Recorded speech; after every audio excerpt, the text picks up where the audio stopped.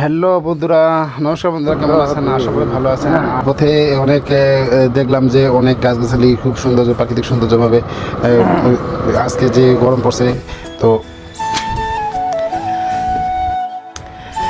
আচ্ছা, আমি আমার একটা জীবনের গল্প শোনাই আপনাদের, যে জীবনের ব্যর্থতা আসলে কি, ব্যর্থতা মানুষের কি পর্যায়ে নিয়ে যায় এবং সফলতা মানুষের কি কি কারণে সফলতা মানুষ করতে পারে।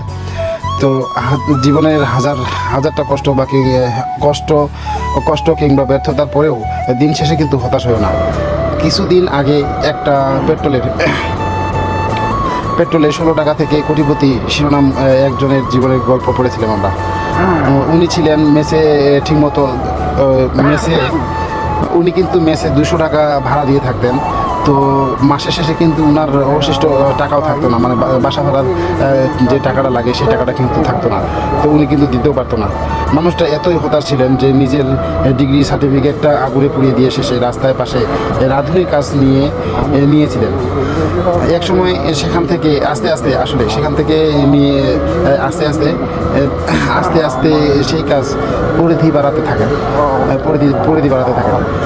সময় গড়িয়ে প্রায় 20 বছর পর সেই লোকটা ঢাকা শহরের 5টা হোটেলের মালিক ভাবা যায়। আসলে চিন্তা করেন বন্ধুরা, যদি এরকম কিছু হয় তো একটা মানুষ কীভাবে সে ঘুরে দাঁড়ালো। যদি হাজার ব্যর্থতা এবং এর মাঝে ও কিন্তু একটা জেদ ছিল যে আমি সফল হবই হব, বা যে কোনো মূল্যে। আসলে সে যদি সার্টিফিকেট বা তার কাছে যদি টাকা পয়সা থেকেও যদি ভালো একটা পরীক্ষা দিয়ে ডিগ্রি পরীক্ষা দিয়ে যদি পাস করে একটা ভালো পিয়ন বা কেরানির চাকরি নিত, তো সে কিন্তু সাধারণই থাকতো। সে কিন্তু 5টা হোটেলের মালিক হতে পারতো না। তো সেরকমই একটা ঘটনা, যে আসলে ধৈর্য মানুষ অনেক কিছু করতে পারে। তো এই সবসময় লাগে থাকতে হয় ধৈর্যের পিছনে। তো আপনাদেরকেও সাজেস্ট করবো আপনারা থাকবেন। আর আরেকটা গল্প হলো কি, যে আমি আসলে আরেকটা গল্প বলতে চাচ্ছিলাম, যে আমরা ভারতের বলিউডের সুপারস্টার অক্ষয় কুমারকে হয়তো সবাই ছিল। ওনার নিজের লেখাপড়া দৌড় কিন্তু নিতান্ত কিন্তু সামান্য, একদম আসলে অল্প লেখাপড়া করছিলেন সুপারস্টার অক্ষয়। এক সময় পেটের দায়ে হোটেলে করাচি হয়ে উনি বাংলাদেশেও কিন্তু কাজ করে গেছেন।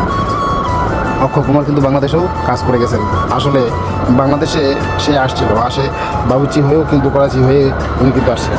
অথচ সেই মানুষটাই আজকে খ্যাতির সর্বোচ্চ পর্যায়ে নিজেকে নিয়ে গেছেন। আসলে কোনো মামা চাচা বা কোনো কেউই লাগেনি। অত্যন্ত মামা চাচার ঠেলায় কিন্তু ছাড়াই কিন্তু শুধুমাত্র নিজের পরিশ্রমই কিন্তু সে এত দূর আসতে পারছে। তো ভাবা যায় ওনার হিরো হবার সেই স্টাইলটা কেমন ছিল। আমরা পরিচিত এক মেডিকেলের বড় ভাই আছেন।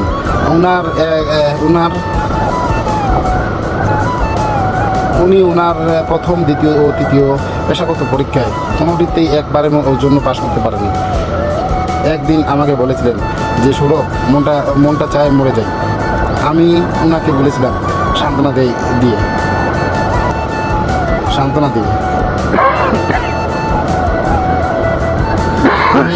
বলেছিলাম যে ভাই, লেগে থাকেন, হাল ছাড়িয়েন না, ছাড়লেই তো শেষ। আমি ওনাকে শুধু বলেছিলাম যে ভাই, লেগে থাকেন, হাল ছাড়িয়েন না, ছাড়লেই তো শেষ। মজার কথা হলো, সেই ভাই 1 বছর বিএসসি চান্স পেয়েও বর্তমানে সাথে পোস্টিং আছেন। মাস শেষে মুঠ ভরে সরকার আবার টাকাও দেন। অথচ সেই মানুষটাই একদিন মরতে চেয়েছিল। ভাবা যায়। আমাদের চারপাশে তাকালে তুমি 2 ধরনের মানুষকে পাবে।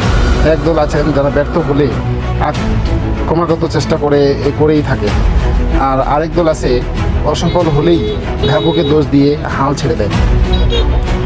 ওপরের আমি যেই মানুষগুলোর নাম নিলাম তারা সবাই প্রথম ক্যাটাগরি।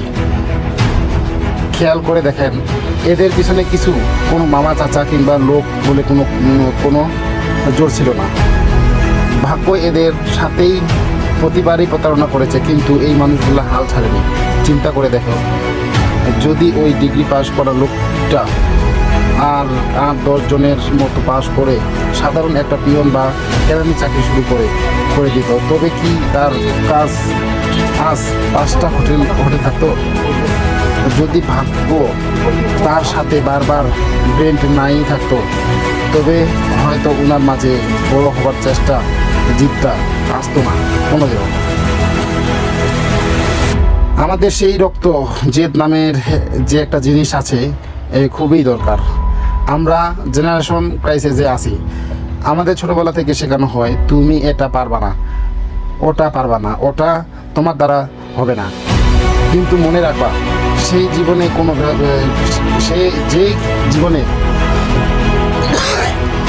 সেই জীবনে কোনো ব্যর্থ হয় নাই, সে জানে না সফলতা মানে কি। জীবনে তাই জীবনে হাজারটা কষ্ট কিংবা ব্যর্থতা পরে জীবন শেষে হতাশ হো না। বিশ্বাস রাখো, এই কষ্টটাও হয়তো বিধাতা তোমাকে দিয়েছে জেতার জন্যই।